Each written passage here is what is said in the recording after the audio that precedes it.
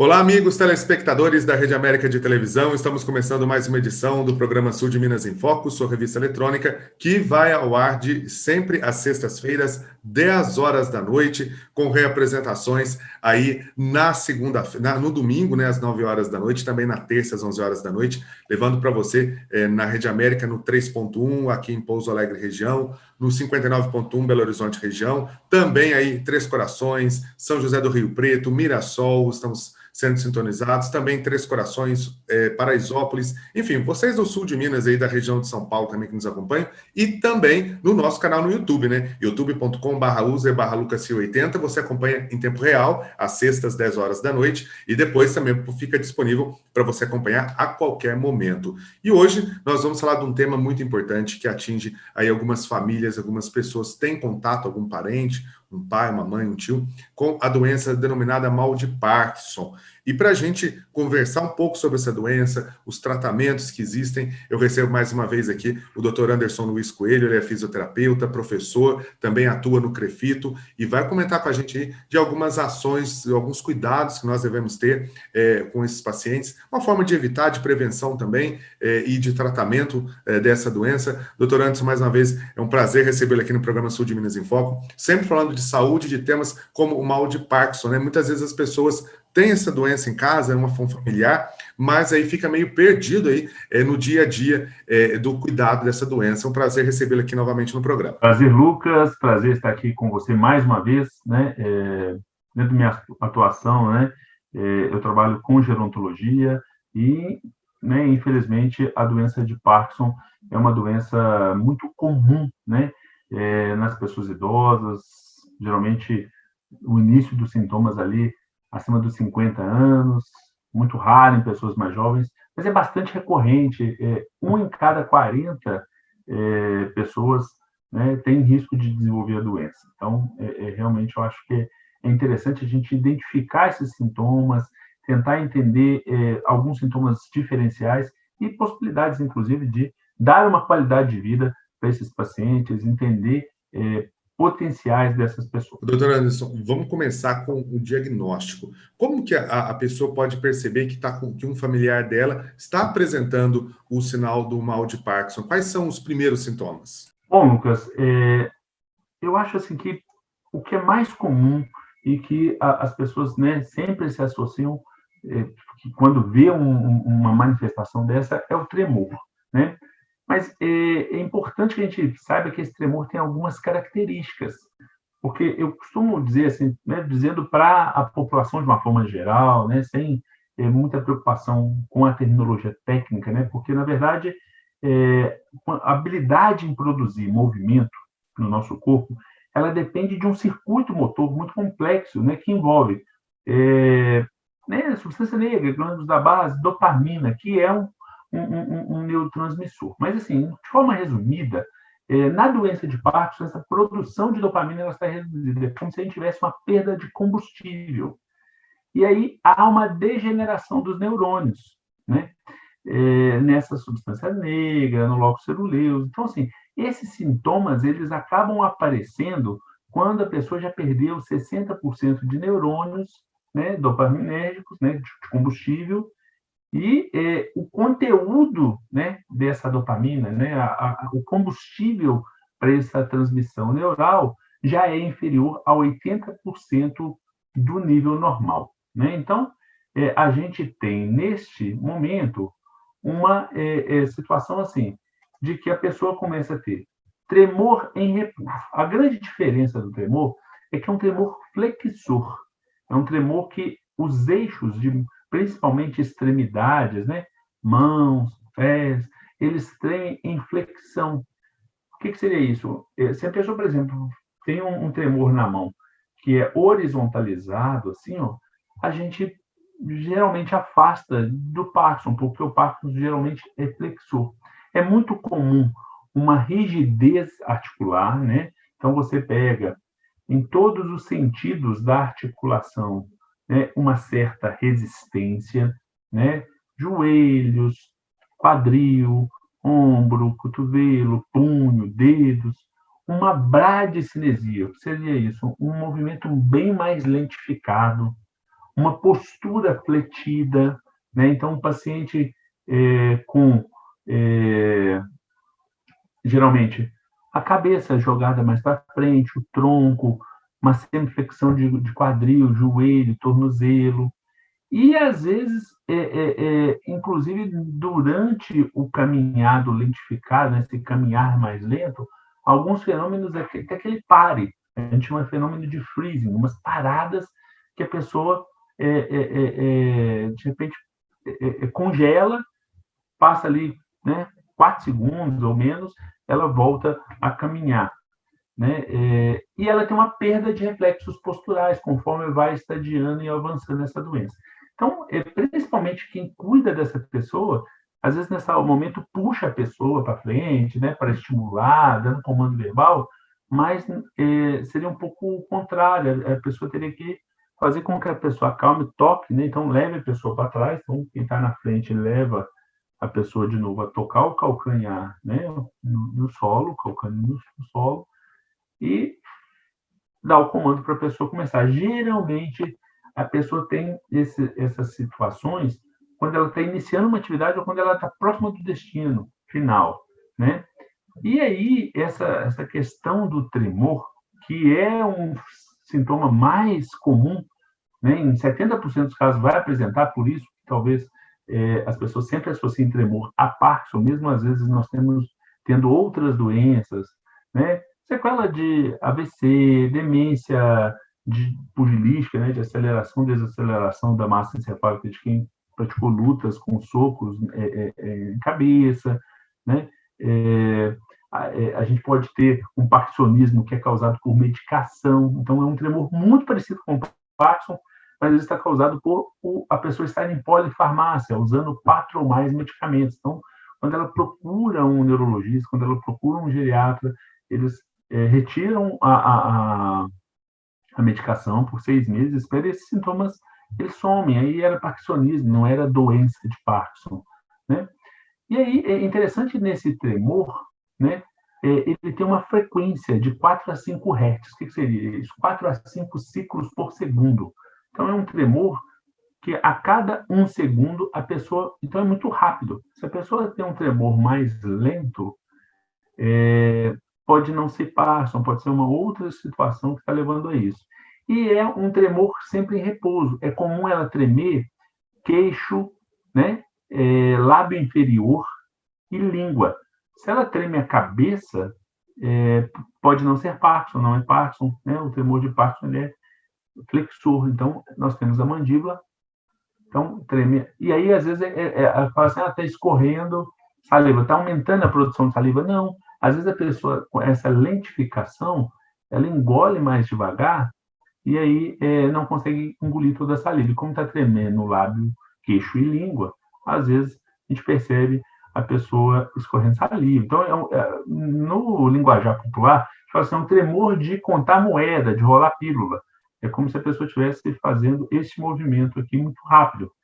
E essa amplitude de tremor, ela aumenta em períodos de estresse. Então, por exemplo, se você percebe que o paciente está fazendo alguma tarefa cognitiva, alguma situação que requer dele uma exigência mental, né?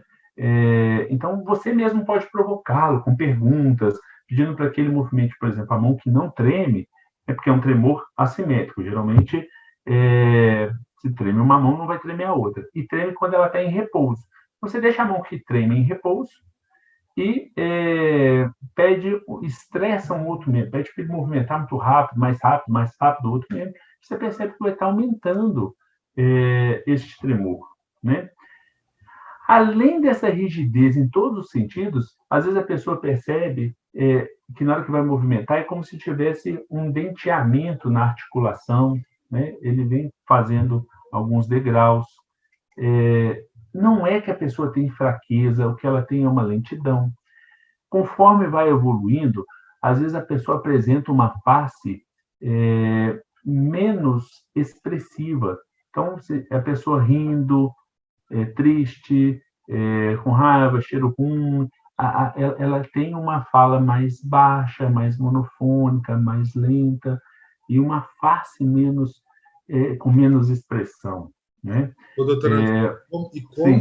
e como é o cuidado, deve ser o cuidado, deve ser o dia a dia para as pessoas que são diagnosticadas com mal de Parkinson? Bem, olha só, nós precisamos treinar, porque, assim, infelizmente, prevenir o Parkinson, a gente não consegue, né? Porque não se sabe, muitas vezes, a causa, tem algumas exposições, alguns tratamentos hoje, inclusive com quase implantes de marcapasso cerebral, né? Existem medicações que, como são, né, precursor de dopamina, que produz esse combustível, acaba ou reduzindo a decomposição ou aumentando que reserve mais. Então, a pessoa tem uma diminuição desses sintomas. E aí, em termos de cuidado, a gente precisa de preservar o que a pessoa faz. Então, às vezes a gente fica tentando preservar a pessoa e tira ela do convívio social, das tarefas que ela fazia. Eu preciso fazer o contrário, fazer com que ela faça exercícios de força, de caminhada, que mimetize, né, que faça o mesmo exercício daquilo que ela faz dentro da casa dela. Levantar e sentar da cama. Se ela corre, ela pode ainda, né, de acordo com o estágio da doença, correr, treinar força, mas o Parkinson, a doença causa enfraquecimento? Não. Mas a lentidão, a perda de reflexo, o medo de cair, pode fazer com que a pessoa comece a ficar mais sedentária, mais quieta, e com isso ela vai tendo um enfraquecimento, como qualquer um de nós, dentro de um quadro de sedentarismo. Então, eu preciso manter essa pessoa ativa. Eu preciso fazer situações que ela vá fazer o que a gente chama de dupla tarefa, né, na fisioterapia. Eu preciso que ela faça movimento, mas também trabalhe com a cabeça naquele momento. Eu posso orientar essa pessoa em casa, ela, igual eu orientaria alguém que tem perda de memória, a fazer cálculos, palavras cruzadas, soletrar palavras, brincadeiras assim, nomes que começam, de cidades que começam com tal letra, nomes de animais e fêmeas, e ao mesmo tempo está fazendo um exercício junto, porque isso é uma situação de estresse. Então, o que eu estou querendo fazer é um condicionamento para que ela consiga fazer um desempenho melhor das suas atividades e retarde o prejuízo percebido nas suas atividades de vida diária. Então, assim, ela vai ter, sim, essa doença progressiva, mas, ao mesmo tempo, os sintomas manifestados vão se tornarem mais lentos, né?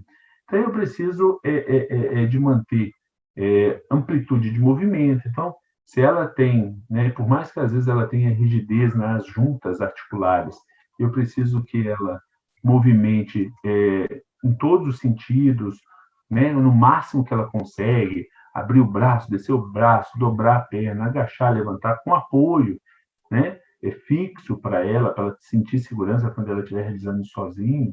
Eu preciso de trazer para ela mais independência funcional. Então, treinar ali, escolher feijão para manter os movimentos de coordenação motora mais fina, fechar velcro, abotoar botões. E à medida que ela pode eventualmente perder a estabilidade, né, perder essa possibilidade, essa independência, eu vou modificando. Então, por exemplo, eu estou com camisa de botão, né? Se eu tiver uma dificuldade de coordenação e não conseguir isso, em vez de precisar de uma ajuda, pega uma camisa como a que você está usando, sem botão, para eu só encaixar, eu vou conseguir fazer isso sozinho. Então, eu preciso de criar estratégias para que essa pessoa continue sozinha. Se eu tenho dificuldade de pentear o cabelo com um pente muito fininho, pego lá uma escova com um cabo cada vez mais grosso. Não vou de cara colocar um cabo muito grosso. Conforme eu perceber que a pessoa teve dificuldade para aquela nova realidade, eu crio adaptações para isso. Sim, muitas vezes a família não vai saber fazer isso sozinho, não tem essa habilidade. Então, por isso a importância de consultar um profissional, um fisioterapeuta, para que além de intervir, possa passar orientações mais adequadas, né, para que tenha um manejo desse paciente e traga qualidade de vida. Eu acho que, assim, todas as pessoas, eu não conheço até hoje, vou dizer que eu não sou tão velho assim, mas na minha vida eu não conheço ninguém que queira morrer novo. As pessoas querem envelhecer, mas querem envelhecer independente. Eu acho que o maior receio de todo mundo é depender de alguém. Então, a vontade é a gente ter uma expectativa de vida ativa, uma funcionalidade humana, né?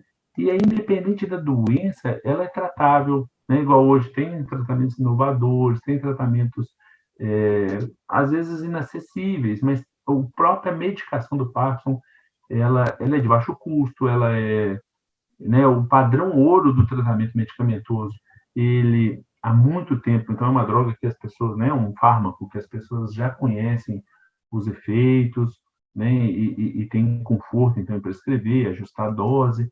Então a pessoa consegue ter uma vida ativa muito tempo, né? Então acho que é importante isso, é fazer movimentos próximos àqueles que são funcionais, então imitando o que ela faz no dia a dia, se ela pratica um esporte, continuar praticando com algum cuidado, dentro do possível, nos exercícios, né, trazer imitações para o que ela precisa ou quer fazer, né, fazer movimentos cíclicos, né, tipo bicicleta, caminhada, corrida, o que a pessoa conseguir. Ah, mas tem medo dela cair. Mas se você tiver o receio antes de ela ter alguma limitação, você vai acelerar com que ela tenha essa limitação. Então, eu tenho que ver exatamente o que ela consegue e fazer com que ela faça. Se eu tiver algum receio, se ela tiver alguma insegurança, estiver manifestando alguma perda de equilíbrio, traga apoio, sabe? Corre na esteira com, né, não tão rápido, mas com as mãos apoiadas, faça atividade em colchonetes no chão, né? Vá utilizando de comandos verbais para a pessoa fazer uma marcação de cadência, de ritmo, igual a música tem a batida tum, tum, tum. Você pode fazer com comando verbal, com música, com batida de palma, usar espelhos para que a pessoa se veja e o cérebro processe o gesto que ela precisa fazer, até onde ela pode ir, usar marcações no piso, sabe? Se a pessoa está andando com o pé muito, aquele passo muito curtinho, você pode colocar listas como se fosse uma faixa de pedestre, com, sei lá, qualquer fita que não seja lisa para derrapar, né? Você coloca como se fossem obstáculos para ela ir superando, né? Para ir ultrapassando. Nos casos mais avançados da doença, a pessoa acaba tendo uma sinergia óculo-cefálica. A cabeça, às vezes, o olho vai e a cabeça vai depois para acompanhar um objeto. Né? Então, e geralmente ele perde aquela visão mais periférica. Então, ele acaba vendo mais no foco, para onde realmente está o olho.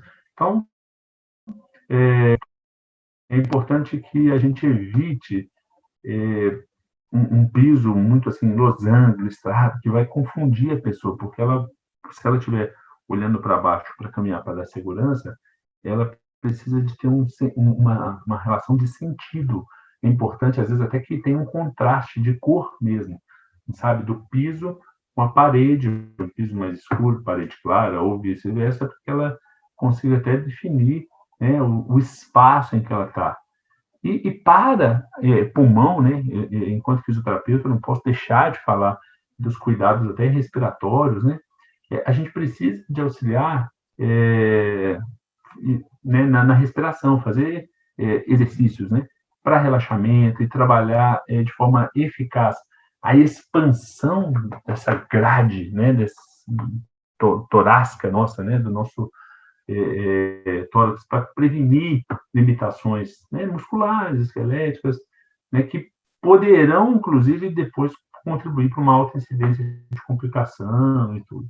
Então, a gente precisa de estimular que a pessoa respire levantando a barriga, né? É muito comum, às vezes, a gente perceber a pessoa respirar, enchendo o pulmão e abrindo aqui o estufa no peito.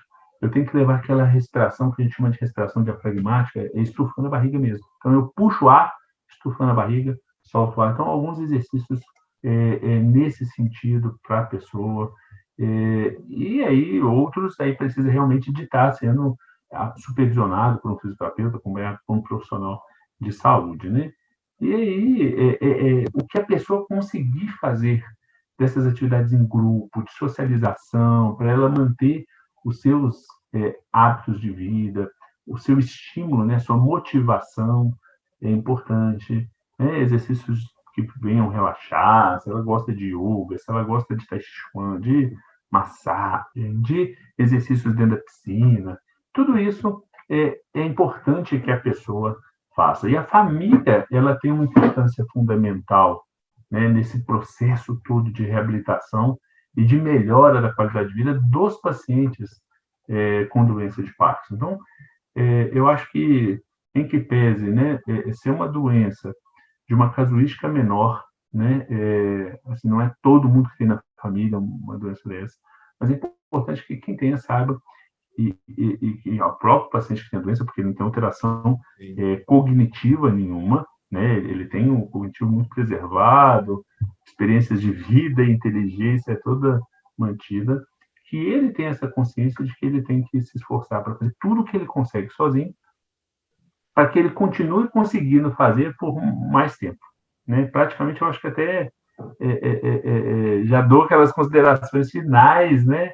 Isso que eu ia falar, são dicas importantes, o Anderson, que você está passando para o nosso telespectador, para que ele possa saber como lidar, né? Porque às vezes é algo novo na família, a pessoa está com um paciente nesse sentido, e com a doença, o mal de Parkinson, e aí com as suas dicas, com certeza, a pessoa vai ter a oportunidade de procurar um fisioterapeuta para ter orientações aí mais seguras aí, como você passou, para que essa pessoa possa ter uma qualidade de vida, né? Sim.